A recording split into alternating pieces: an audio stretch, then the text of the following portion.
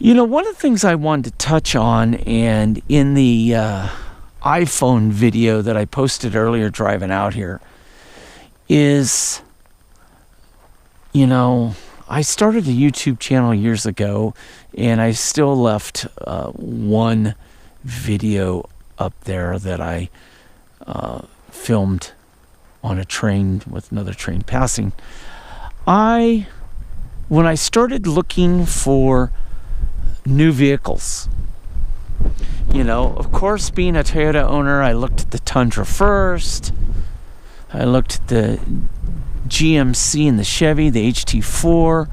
I looked really hard at the Tremor, since I had owned a Ford Super Duty at one point in my life. And I've owned a couple Dodge pickups. So, of course, I looked at the Ram. I looked at F-150s, 1500s, the whole gamut. And you might find this absolutely hilarious. I thought the Power Wagon was simply just badging. Oh, they threw a couple skid plates on it and, something else, and suddenly it's this incredible vehicle. I was amazed. I was blown away when I was online and realized, wait a minute, here's a full-size truck that has some of the features that I had on the Rubicon and on the Tacoma, and it was like, oh my goodness. And then, of course, I went down and test drove it, did a lot of research, and that's how I landed on this truck. How YouTube factors into this is when I started doing my research on purchasing a new truck,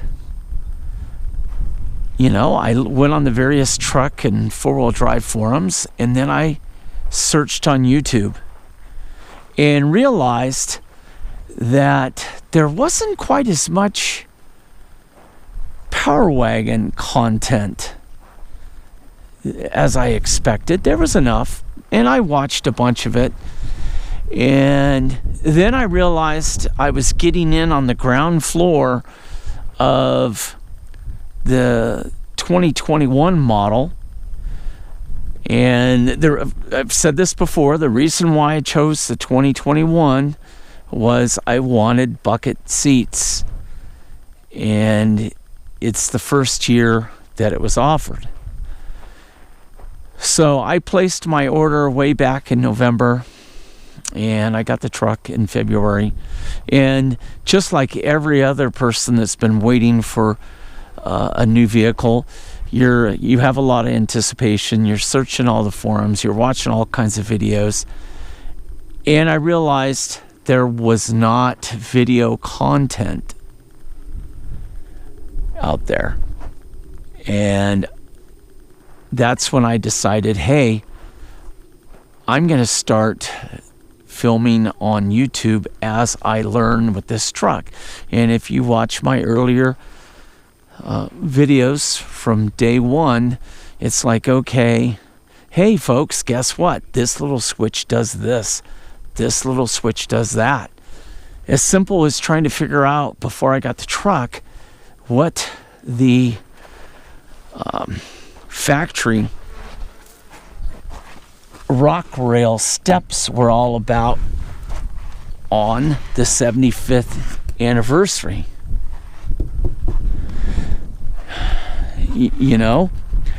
Silly little things like that. And of course, the instruction, the owner's manual that came with the truck really wasn't really clear on some things, like, understanding what these little lights are underneath the mirrors. The fact that the heated seat and the heated steering wheel come on automatically below 40 degrees. I wish it was 45. When I left Arrowhead this morning, it was 43, and it would have been nice if it would have kicked on.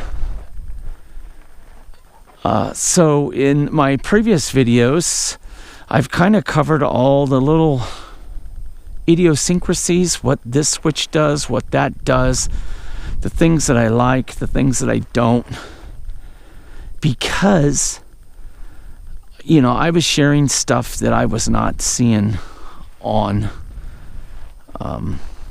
YouTube at the time. And I'm going to try to keep doing that and try to go on a few more adventures with the truck. I really like it. I'm not gonna mince words on this, but it does seem like I spend an awful lot of time at the gas station. You know, that's why the last video I posted this morning, you know, the cover photo or the thumbnail is the truck hooked up to the gas pump. Because I look at it and it uses gas. Anyways, that's kind of an explanation of how I came to YouTube. Everything about this truck I've bought. You know, I'm amazed that I've acquired 120 subscribers, and some of my little flicks have had over 1,000 views. I never in the wildest dreams expected that.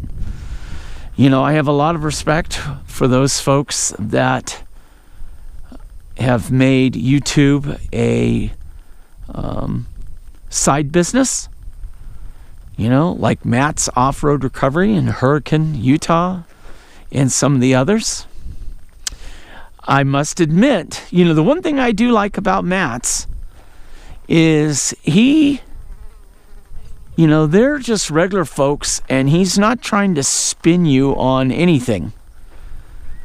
You know, there are some folks, especially in the overlanding world, that, you know, they've been fortunate to be very successful, and they have a business, and they have a lot of manufacturers that send them stuff to try out and attach their vehicles. But on the other hand, I'm very suspicious of social influencers that, gosh, such and such organization sent me something, and oh my God, it's the cat's meow, and it's the best thing to add to your vehicle. How many times do you see reviews from the professional social influencers where they really say, hey, this really didn't work? You don't see that many. It's normally, gosh, they sent this to me for free, and you really need to add it to your vehicle. Like anything else, you know, you're looking to add something, you see a lot of cool stuff out there, you do your own homework, determine if it's the best fit for you, if it's a quality product, if it's affordable, if it's practical, and it's within your budget, and then you can purchase it and add it. But I'm not going to make my decisions on upgrades and equipment based on some of these people that, you know, that the only reason why they're doing it is because it's more of a business than it is a hobby that they enjoy, and the fact that they might just want to be sharing with the rest of us. Anyways, John's Headcam Monologue.